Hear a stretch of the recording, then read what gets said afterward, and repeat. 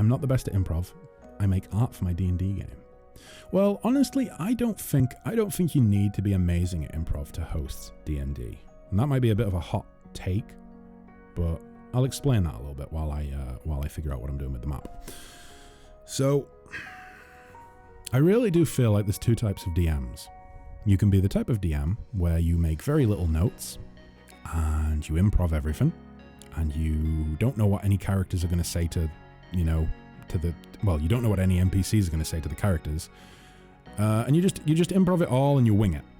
That's great. If you can do that, then do it. Have fun with it. If that's how you enjoy hosting the game, do it. It's your game.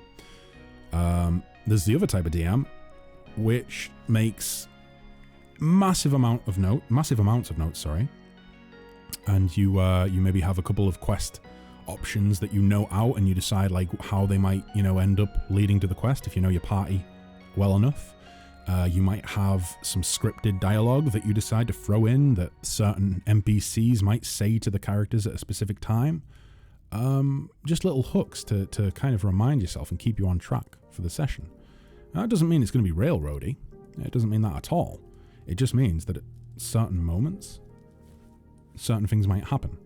What your players choose to do in those moments, that's up to them. That's what keeps it so it's not a railroad.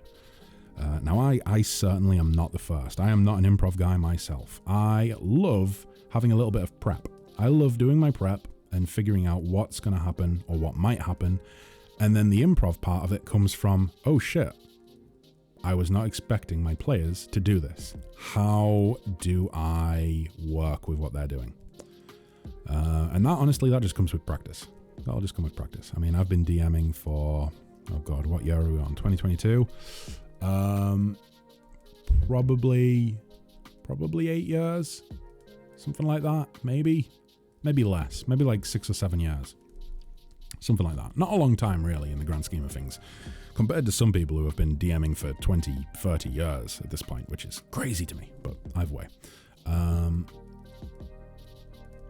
Yeah, I would say, don't worry about improv. Don't worry about being Matt Mercer.